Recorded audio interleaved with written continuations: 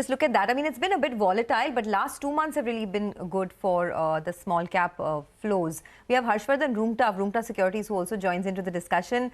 Harsh, the AUMs have crossed 50 lakh crores, so big milestone for the for the mutual fund industry. But as our previous guest was pointing out, maybe some amount of caution is required now because valuations are also become very expensive, especially in the small cap space.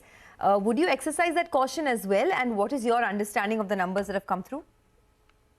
Well, Sonia, with regards to the assets under management going up to 50 lakh crores and above, I think we are still below the mark that we would expect retail investors to get into equities or mutual funds for that matter.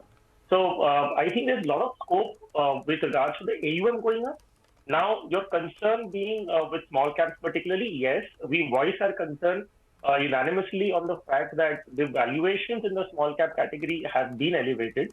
There is a need to actually rebalance or realign the portfolio. So I've been saying this earlier as well, that in the last 1 to 2 years, many new investors have come into the mutual fund fold, purely looking at past returns. So if somebody new comes into the market, looks at the past returns and feels that small caps have given a return of say about 45 to 55%, and that is the kind of returns I'm going to expect in the future as well, there is where people will go wrong. So avoiding mutual funds completely, I don't think that's a choice. You need to realign between large cap, mid cap, small caps, between equity and debt. You need to do that rebalancing. But if you're looking at past returns and expecting the same to continue into 2024, then I think you'll be highly disappointed. And these are the investors who will completely exit the equity markets or mutual fund for that matter. So I think there needs to be some recalibration in terms of your portfolio allocation, but not in the allocation on the mutual fund side. Right. What's interesting is that the investors are a lot smarter than we give them credit for. One, they've stuck through their investment plans through thick and thin. Secondly, well, we are talking about valuation attractiveness in large cap funds out there. We've seen around 300 crores worth inflows. We're talking about some sort of overstretched numbers in the mid cap and the small cap end of things. The mid cap, inflows have halved from the month of November. And at the same time, we've seen small caps as well. From the peak of around 4,000, 5,000 crores, they've come down to around 3,800 crores itself. And as Pradeep was saying, it would be prudent now to allocate some amount to debt as well. And we are suddenly seeing almost 2,000 crore increase month on month in the hybrid funds too. So the hybrid funds data that we have from November is 13,500 crores, and that amount has increased to 15,000 crores in December itself. 50 lakh crore in the month of December. Harsh, let me ask you, what's your prognosis for 2024? The rate at which it is growing, where do we end this year at? Mangalam, it's anybody's guess for that matter. I would hope that this number doubles because eventually investors would need assets, or rather avenues where it can be professionally managed. So mutual funds being that avenue where you could park your money even in debt, hybrid, equities, anything, you have professional fund managers doing it. So it's about time that investors understand and hand over the money to professionals to manage.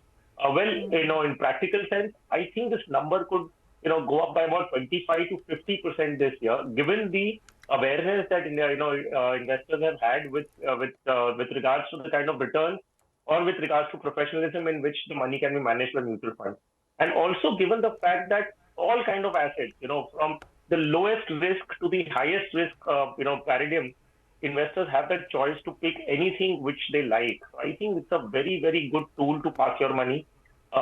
It's liquid, it's transparent, very well regulated. So I think it's an avenue that is a must for every Indian to invest their money, even NRIs for that matter. So every investor would need to have some allocations for mutual. Okay, I just want one view from Pradeep Kumar on the surge that we've seen in hybrid funds, and I would like to pull that chart up as well. I think 3 months ago, the money into hybrid funds was about 9,000 crores, and now it's gone up all the way to 15,000 crores. Is there anything unusual you notice here? I mean, some renewed interest in hybrid funds? If yes, is that a trend that you observe? I think that's a very interesting observation. If you look at the data of hybrid funds more closely, you'll realize that the segment that is gaining a lot of traction is arbitrage funds. So arbitrage funds, the yields have been going up.